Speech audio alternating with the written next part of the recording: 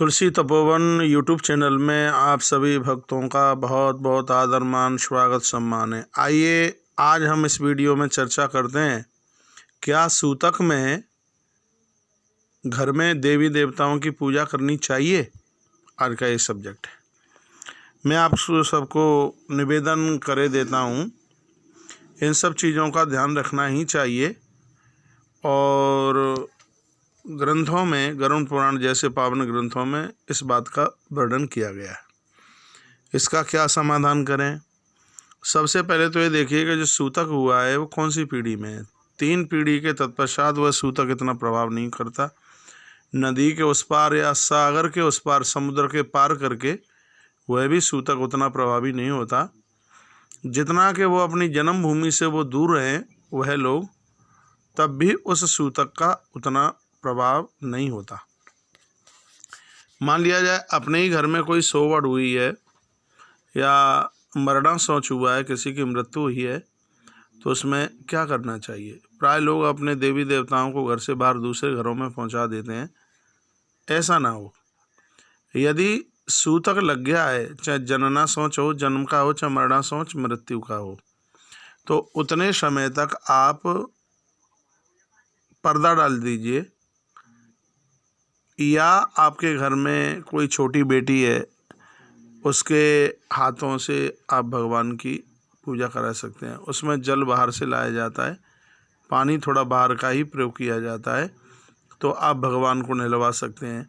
और नहीं तो सीधे स्पष्टीकरण यह वर्णन है कि उसमें किसी भी प्रकार का कोई दोष नहीं लगता कि जितने दिन का सूतक है उतने दिनों के लिए भगवान के मंदिर में आप पर्दा डाल दीजिए। 1% भी किसी भी प्रकार का दोष नहीं लगेगा। बद्रीनाथ जी के मंदिर में 6 महीने भगवान खुद अपनी पूजा कर सकते हैं, तो क्या आपके घर में रह कर के वो खुद अपनी पूजा नहीं कर लेंगे? तो सूतक के समय में भगवान का पर्दा डाल लें और मानसिक भाव से भगवान की आराधना करें। मानसिक भाव से, उसमें माला नहीं पकड़ी जाती है अपने हाथ में, तो मानसिक भाव से ही भगवान को वंदन पूजन कर लिया जाता है, तो उससे किसी भी प्रकार का दोष नहीं लगता और उससे पूजा की पूर्ति हो जाती है। दिया जलाने की बात है तो आपको ये पता ही होना चाहिए कि जब किसी की मृत्यु हो जाती है, दिया तो तब भी जलाते हैं। तो उसमें आप भले ही पुरखों के नाम का जो दिया जला रहे हैं, देखिए सब बातों को, ये सबको इस बात का पता नहीं होता कि आप पूर्वजों के लिए, पुरखों के लिए जो दिया जला रहे हैं, किसी की मृत्यु हो जाती है तब आप वो दिया जला रहे हैं। उस दिए से हमारे देवता भी अपने आप में संतुष्ट हो जाते हैं।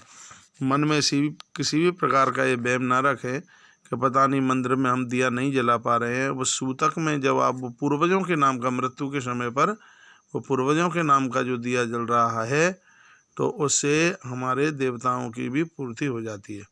ये तो हो गया मृत्यु सूचक।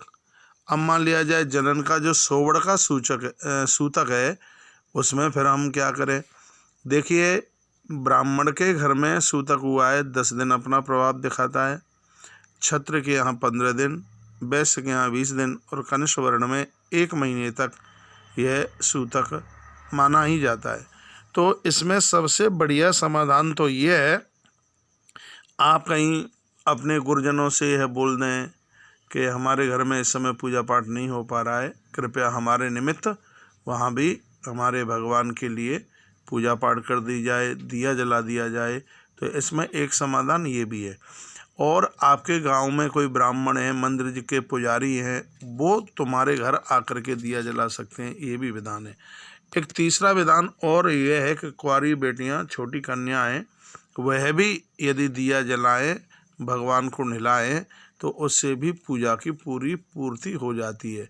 और मान लिया जाए इन सब चीज़ों का अभाव है, बिल्कुल आप कर ही नहीं पा रहे हैं, ये बिल्कुल आपके द्वारा ये बिल्कुल हो ही नहीं रहा है, तो आप यह समझ लीजिए, मैं आप सबको बड़े आग्रह के साथ, निवेदन के साथ मैं कहना चाहूँगा कि आप बस भगवान को मानसिक भाव से बंधन कर लीजिए, पूजन कर लीजिए, सिर्फ मानसिक भाव से, उसी में भगवान आपसे संतुष्ट हैं। तो इस प्रकार से सूतक की ये बात मैंने आपको निवेदित की है, ज़रूर आपको समझ में आई होगी। आइए, इस वीडियो में इतना सा ही है और आगे की वीडियो में भी हम कुछ ऐसा ही बढ़िया निवेदन करेंगे। एक बार सभी प्रेम से बोलिए जय श्री कृष्णा, जय श्री राम, जय गौ माता, जय राधे श्याम। अभी तक आपने यदि तुलसी तपोवन यूट्यूब चैनल को लाइक नहीं किया है, सब्सक्राइब नहीं किया है, बेल आइकॉन नहीं दबाया है, तो आप बेल आइकॉन दबाइए, वीडियो को आगे शेयर कीजिए, जैसे और भी भक्त आगे लाभान्वित हों। जय जय गौ माता की।